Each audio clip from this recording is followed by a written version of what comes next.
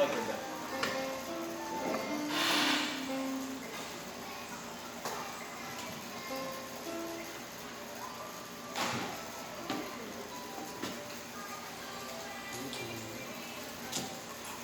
Good morning to everyone. Welcome to our class. Good morning. Good morning. Welcome sa ating class. Salamat na bumalik kayo para matuto. Alam ko malayo po yung pinagaling ngayon. Pero at least, nakikita ko talaga na on time kayo. Ako ang late ngayon. Pasensya na. Kasi nag-lipid pa ako kanina. Okay? So mamaya gagawin natin after lunch. Magkakaroon tayo ng picture-picture with your, ano lang, ang tawag dito ay memorabilia. Mag-picture tayo together with your instrument. So, pili na lang yung instrument mo. Hindi, yan, yung mga nagawa dyan, mga bago. Ang gagamitin natin camera, yung camera ni Generous. Tapos, tuturuan ko kayo mag-post. Ano ba yun? Tapos, para at least meron tayong memorable na nangyari. Gusto nyo ba yun o ayaw nyo?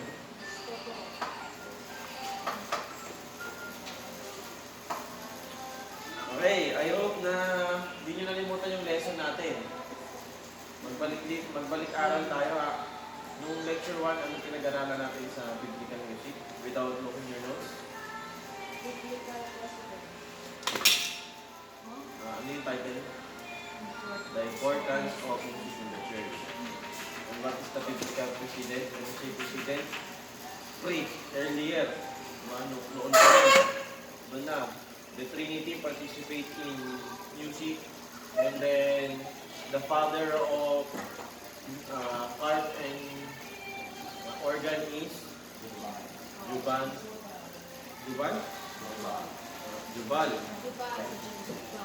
And then, the biblical perspective and our response. And then, the second lecture is about what does the Bible say about music. And our third lecture is exciting because this is checklist for music and for the musician. Lesson number 3, checklist for the music and for the musician. Meron tayong mga checklist. Unahin muna natin yung music. For the music, I forgot to put comma. For the music, comma. And then, is it? Wala kayo? Is it scriptural? Okay. Or sensual in the words and in the attitudes portrayed? Let's take a look at the Bible.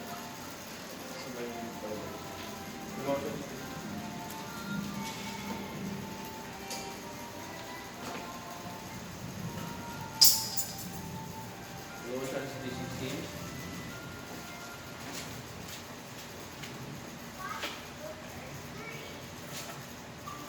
Let the word of Christ dwell in you richly in all wisdom, teaching and admonishing one another in psalms and hymns and spiritual songs, singing with grace in your hearts to Lord. Meaning, as we sing to the Lord, it should be scriptural. Or sensual in the words and in the attitudes portrayed. Katulad na nabanggit natin ng nakaraan, hindi pa pwedeng hindi mo naiintindihan yung sinasabi mo, yung content ng kanta mo. Kaya sa choir, before we practice the song, we explain what is the meaning of the song. Is it about the resurrection of Jesus Christ, about the holiness, or about the faithfulness? Okay? For example,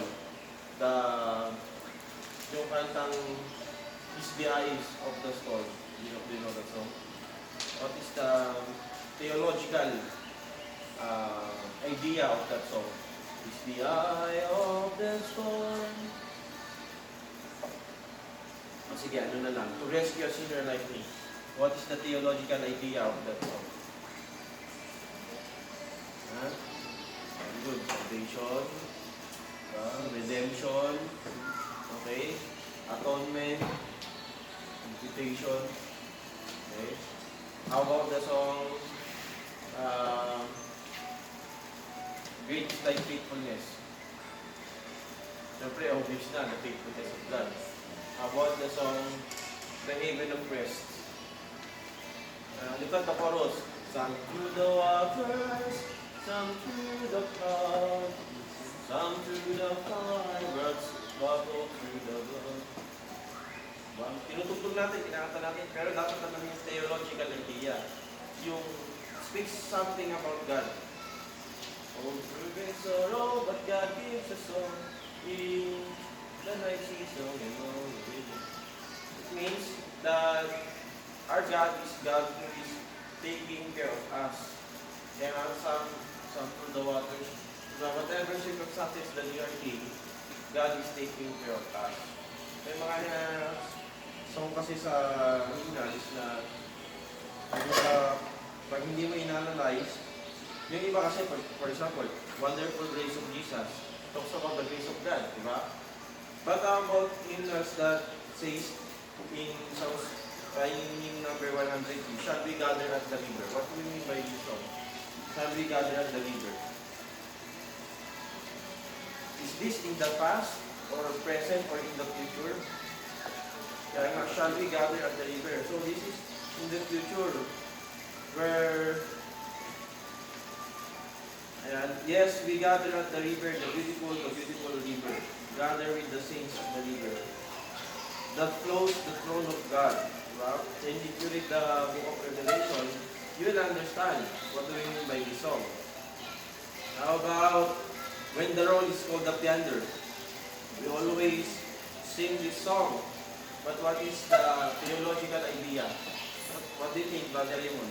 When the trumpet of the Lord shall sound, and time shall be no more, and the morning breaks eternal brightness. What does it mean? The rapture, the coming of the Lord. Okay? So, the resurrection of the dead. Sige, bibigyan ko kayo ng mas mahirap na ibig sabihin. How about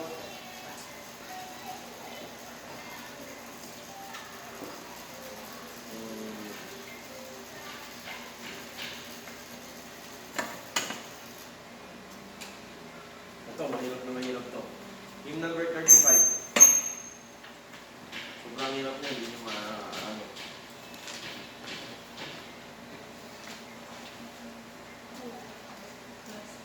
Oh, anong theological idea yun? Sobrang hirap na yung lahat maganda. Okay? So, compare with contemporary Christian music. Diba? Hindi mo alam kung ano yung ibig sabihin ng... Hindi mo alam kung love song ba eh. Pati yung tono, love song ba o ano eh. Para kay Lord po, para sa babae, para sa lalaki, para sa minamahal eh. Pati yung mga words eh. You know what is a pronoun? Pronoun. There are kinds of... We have this type of pronoun, pronominal pronoun. Alam mo yung pronominal pronoun? Meron tinatawag na infinitive pronoun, merong may tatlo pa. So, yung mga ano ngayon, nakakanta ngayon, laging, katulad ng nasabi ko nung nakaraan sa inyo kahapon, laging pronoun lang yung ginagamit. Ano ba yung pronoun? What is pronoun, Brother Raymond? So, sige, let's ask Professor Engineer Princess. Words that replace proper names, okay? He, she, oh, a lot of contemporary Christian music, puro na lang yung pronoun. Okay? So, walang antecedent. So, what is antecedent? Engineer Generous. What is antecedent? How about Secretary Giselle? What's wrong with Secretary Giselle? What is antecedent? You know it, but you just forgot. There you go. How about you, Miss Marjorie, Miss Lias? Antecedent? Pag sinabi natin antecedent, yun yung, halimbawa, Antecedent. Before attend. Hindi. For example, God is great.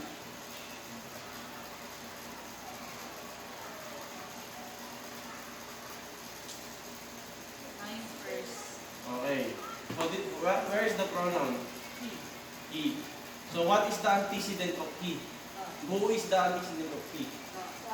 God. When we say antecedent, yung it answers the question who. Okay? Kung sino yung nire-replace ng he, ng pronoun. Yun yung antecedent. So, karamihan sa mga kanta ngayon, di mo alam kung sino yung antecedent. Kaya, ano ba to? Labusog ba to? Para kay Lloyd? Okay? Kanta na lang. O, diba? Ano ka ba yun? Give me strength and I give it to you. Diba? You give. You. Diba? Para siyang... Pwede mong special number eh. Pag nasa probinsya ka, tapos hindi nila lang yung ganun kanta, pwede mo special number. Give me strength. Gagano ka pa. Ginagawa pa po sa libon. Sorry, Pero love song. Oh, love song yun. Okay? So, that's what I'm talking about. We should be vigilant and careful if the song is scriptural. Next.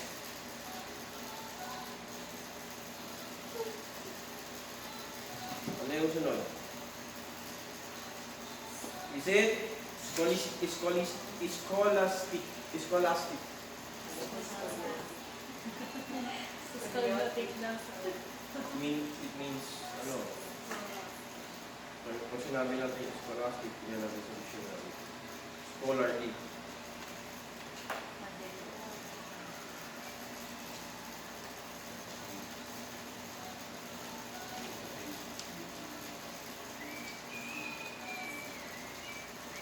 Does this music teach? Okay. Scholastic means scholarly.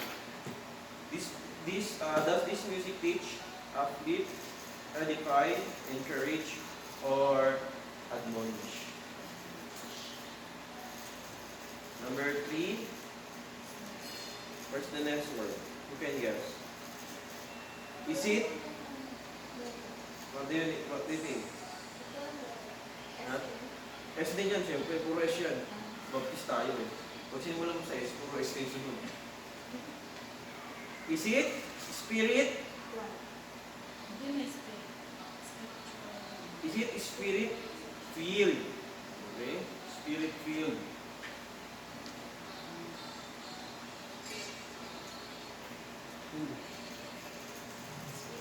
May dash dash spirit dash filled. Is the music consistent with the Holy Spirit's leading? Does the music point people to Christ or to the singer? So, kaya may mga melody o may mga kanta na sa sobrang mataas, parang puro ang tawag doon na Julie, yung monotone na yung taas eh. Sobrang galing sa sobrang taas ng pagkakakompose ng kanta. Siyempre, pag magaling yung singer, hindi na na-emphasize yung message. Hindi na nila po-point doon sa kay Christ. Kundi ang napo-point na sino? Yung singer. Kaya pangit ka naman yung boses. Ha? Hindi. Madalas tayo nabibitag sa mga magagaling na singer. Siyempre, ang galing kasi ng boses nila. Diba? But, tayo din ka nakikinig. Ang napo-point ba, yung Panginoon o yung singer na? Okay? So, is the music consistent with the Holy Spirit leading? Number 4, sound in? Very good. Doon na eh. Does this music teach sound doctrine? Baka hindi mo alam. Ang kinakanta mo pa na yung yung kanta ng Mormon, yung Like Joseph in his courage, like Nephi in his strength,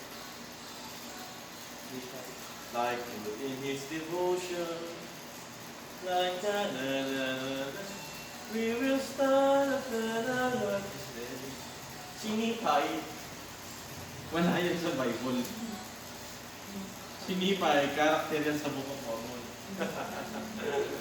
Okay? Si Nephi in his strength. Ano pa si Nephi? Ano po si Spirit to my soul? Pero Nephi ah. Sa Book of Mormon na pala. Katulad nung ano. Maganda yung mga kanila. Oo, ano. Pero hindi, magaganda yung kanta. Pero, yung iba, pero doctrinally, hindi sound. Okay? Kaya lang yan, Nephi in his strength. Wala namang Nephi sa Bible. Okay? You promote the Book of Mormon. So ano pa yung mga kanta na hindi doctrinally sound? May mga kanta na ano, na kailangan maging maingat tayo. For example, yung ano, mayroon kasing tinatawag tayong mga secondary approach. For example, don't misinterpret niya, baka misinterpret niya. Yung kantang We Are the Reason. We are the reason that He gave His life. We are the reason that He suffered and died. Sunod. To the one who was lost, He gave all He could give. To show us the reason to live. To show us.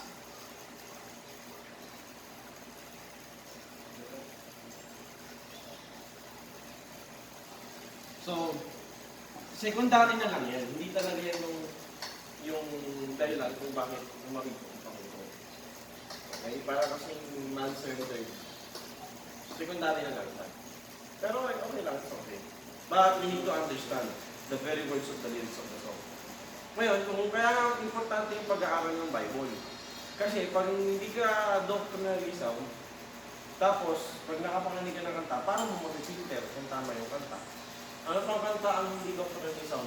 I'm not saying that we are doing this na doctrinally sound, but we need to be vigilant, careful. Ano pa, yung mga... Siyempre, yung kanta ng mga ano. Alam niyo ba yung kanta na Holy, Holy, Holy? Binago nila yun eh. Blessed Trinity. Yung may Iglesia ni Cristo, kinakanta nila yan, pero binago na nila yung Blessed Trinity. Okay. O, binago nila yun. O, kasi ginawa lang naman nila yung mga kanta sa akin. Binabago-bago nila. Sinabi ni Pastor na Holy Spirit. Ayun, come Holy Spirit, I need you. Come Holy Spirit, I pray. Kasi nga, sa mga Pentecostal, ang Holy Spirit nawawala pa sa kanila. Pag nagkasala kayo, Holy Spirit aalis. Okay? Hindi na mapunta. Kaya iniimbita nila ulit yung Holy Spirit. So, that's wrong. Okay? So, take a minute, 1 minute, mag-execute ng kanta na hindi doctor ng isang back, 60 seconds.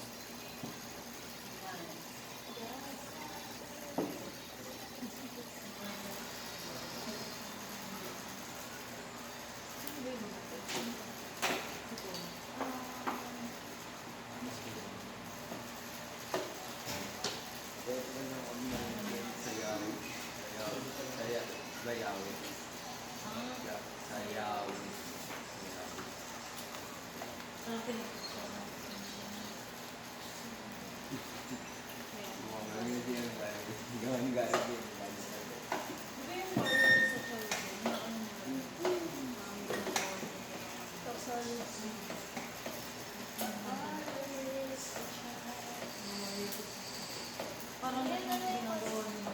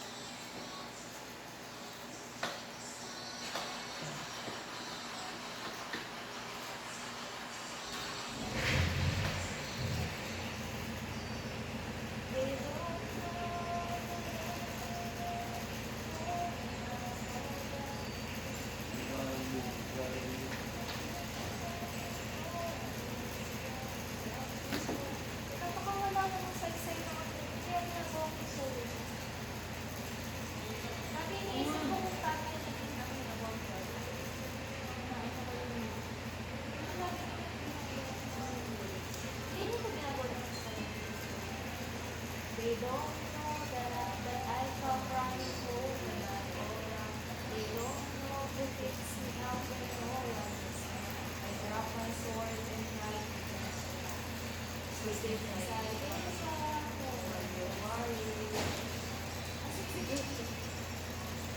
may naisip na kayo? Nag-research kayo? Oh. They don't know that I... Ha?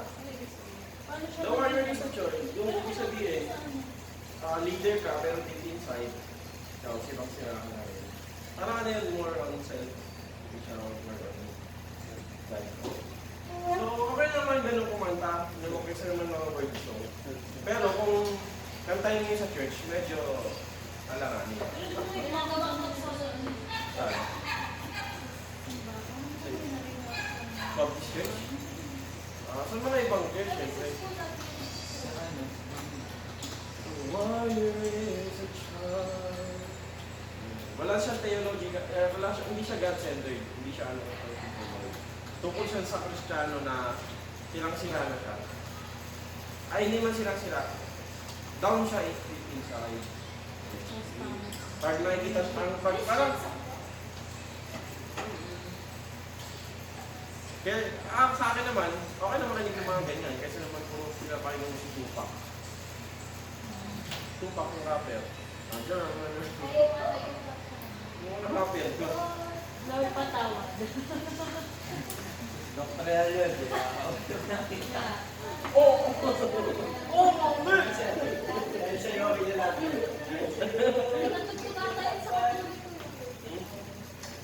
Pero conversion na lang.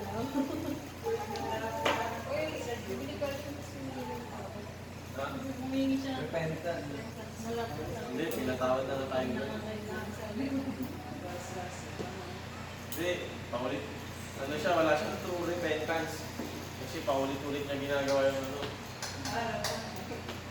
Yung katang yung makapaulit. Hindi naman yun. Number 4. Number 5. Separated. Yan. Kaya nga, doon na papasok yung rhythm. Kung yung rhythm ng rock music at yung rhythm ng Christian song is the same, at ang rock song ay associated sa lust and other dark work, okay? Mga kasalanan. How can you say that song is a Christian song? Okay? How that you will present that or sing that to the church and saying sing praises to the Lord? Is this music clearly not worthy? Okay. And then next, superior. Is it excellent? Is it your best? It means when we give, offer praises, song to the Lord, dapat we should give our best. And then last but not the least,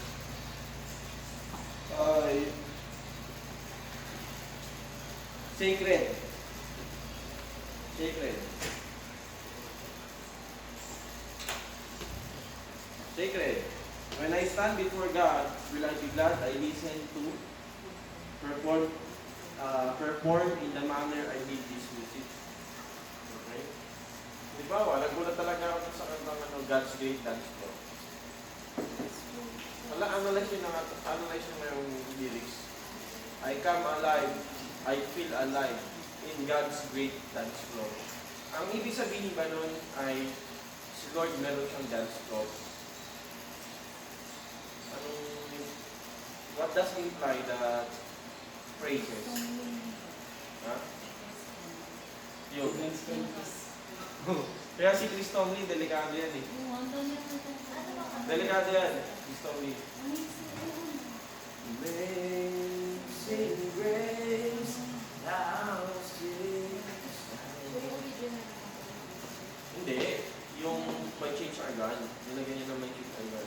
My change organ. Chris Tomlin, delikado yan. Okay? So, mamaya, excited yung pagkalan natin.Ag-aagaan dapat, exact tayo 4 o'clock. Kasi, ang pag-uusapan natin, contemporary Christian music. Dapat, may mga ipapanood ako sa inyo. So, let's analyze the. Okay.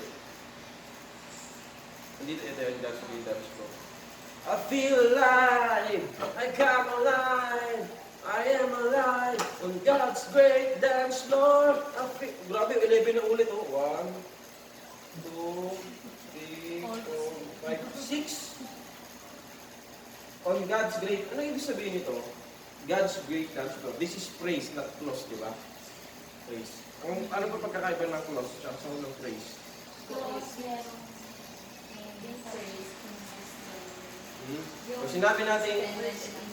Pag sinabi natin, clause, merong subject-verb relationship.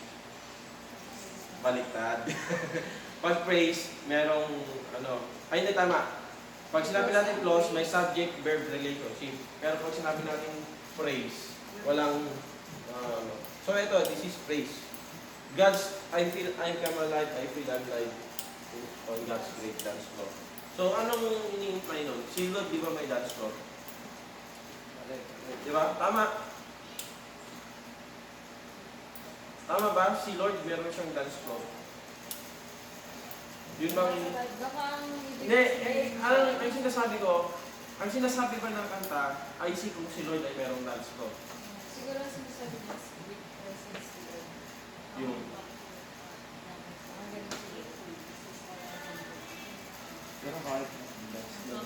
Dance floor pa rin eh. Anong dance floor? Baka may pole pa yun sa gitna.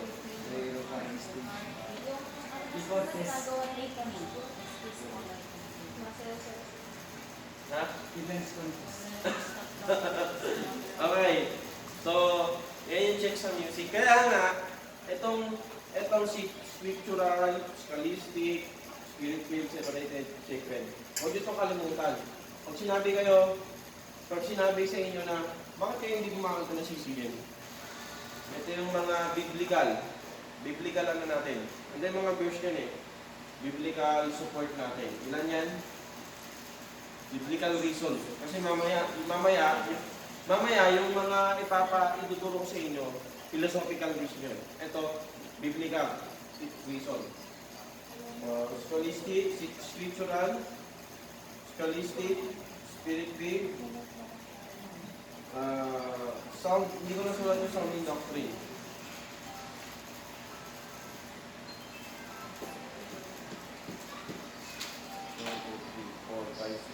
Ano pa yung isa?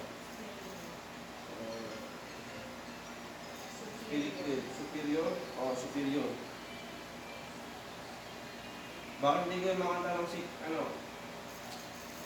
bakit kayo sa church hindi kayo kumakanta ng CCM, hindi kayo rock-rockan, hindi kayo kumakanta ng Hillsong o Bethel Church? Ito, tandaan niyo yan. This is a biblical reason. Mamaya, yung philosophical reason na ituturo ko. So, for the musician naman, comma, lagyan ng comma. Am I holy? It means, am I scriptural? Am I right with God? Am I aware of the Lord's presence as I sing? Okay. Holy Spirit filled. Am I filled with and directed by the Holy Spirit? Next, non-hypocritical. Do I live what I'm singing about? Dito tayo. Talo-talo ka tayo. Tuwian yan. Diba? I will praise Him with every breath I take. Yes, Peke, yes, I'll be the one. Tapos magpo-post ka ng mga pangis sa surrender. Dapat, siguro kung merong batas na pag kumanta ka ng hindi akmas, bigla ka na naman. Kung di ako magiging sa may matay na lang bigla. Biglang lalaki yung bibig mo. Sabi ko, bakit nahimatay? Eh, hindi, ganito kasi dito eh.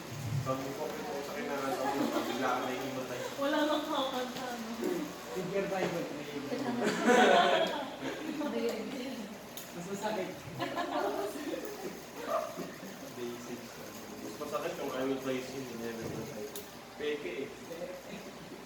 Hardworking. Am I truly prepared? Yan. Ang worship hindi yan nagsisimula. Kapag sinabi na ng isang leader, magsisimula na po tayo. Ang worship, nagsisimula yan kapag bukas mo ng mata mo. Yan sa pagpaplansya mo ng gamit mo.